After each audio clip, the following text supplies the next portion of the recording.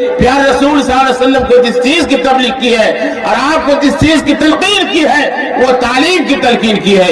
याद रखो, जिस समाज के अंदर तालीम होगी, जिस समाज के अंदर तालीम का फरोग होगा, उस समाज से इस्लाह मुआशरे का काम हो सकता है। तालीम के बगैर समाज के मुआशरे की इस्लाह किसी कीमत पर मुमकिन नहीं है।